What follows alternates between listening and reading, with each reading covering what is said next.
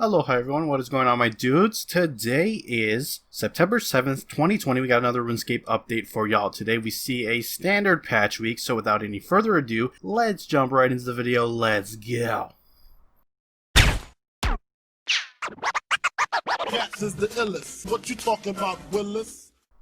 Alright guys, before we jump into the patches, I just want to say that tomorrow Jagex is going to be doing a live stream where they're going to be showing off next week's update, which is a surprise update that will help advance the story on Anachronia. Remember that next week's update is not only the update that they're going to be discussing tomorrow on the live stream, but also the updates to the Penguin Hide and Seek D&D that we had talked about previously here on the channel. Whatever is revealed tomorrow in that live stream, I will cover it here on the channel, so don't worry about that. Having said that though, we're going to shift on over to the patch notes finally and see what has been added with today's update. Starting off with improvements, they've improved the flow of interactions within Barbarian Assault by removing delays, resolved a number of minor bugs in Barbarian Assault, added Monkey Corpse or Monkey Skull to the list of items required for Monkey Madness in the quest journal. The Stone's Throwaway achievement can now be completed outside the build mode, added messaging for attempting to use Ultra Growth Potion on a wider variety of invalid farming patches. The Minigames tab will now appear when teleporting directly to player-owned ports via the Captain's Log in the Circus. The Banker in the Max Guild will now ask how many items you'd like to deposit when using them on them. A particular tile in the Iceberg in the Relica Hunter area has been colored correctly. Court Cases dialogue involving Ham has been updated. The Digging for Treasures achievement has been updated with a new description and is now completable. The quest journal for Nature Spirit now instructs you to meet Drezel at the Mausoleum to get a blessing. Drezel will also tell you to meet in the Mausoleum when questioned at the temple. Bogrog no longer references charged items in his summoning dialogue. Fishing spots in the Enchanted Valley can now be lured without having a fly fishing rod in your inventory. The Dying Roses in Peril of Ice Mountain can now be watered using cans on your tool belt.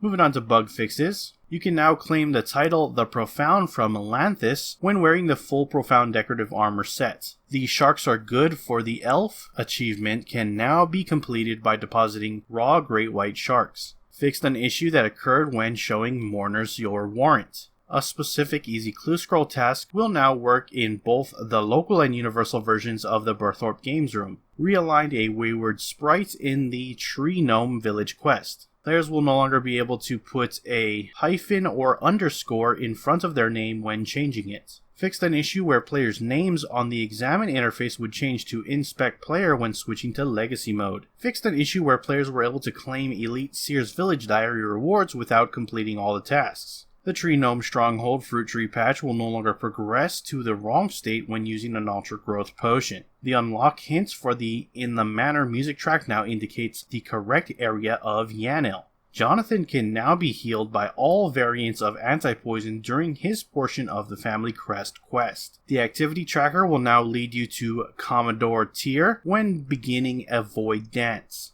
Compressed Animal will no longer artificially inflate the total animal listed in Quick Chat. The invention requirement for mechanized Chinchampas has been removed from the ranged skill guide. Terry Belando's dialogue regarding reclaiming invitation letters during Dig Site quest has been fixed. The Blight Reaver staff will no longer disrupt the UI in Dominion Tower. The monuments in Priest in Peril quest now display the correct examine text and respond to the correct golden items. A Destroy All option now appears when destroying the woodcutting outfit. The Baby Soul Gazer pet now displays its kill count in the examine text when it's overriding a familiar. And Corporal Keemans will now visibly reclaim dismissed baby trolls. Next up, I'll quickly just scroll over through a variety of various different typos and grammatical errors that were fixed with today's updates, spanning across the entirety of the game. If you really happen to care about this, you could pause the video at any point to read them off. Moving on, we got hot fixes. Players who claimed their 5 or 10 year veteran capes before September 2014 will no longer trigger a broadcast on their second purchase. The broadcast messages for 5 and 10 year veteran capes are now world broadcasts rather than global ones. An issue where special attacks could be used with mixed-matched attack styles through the Essence of Finality amulet has been resolved.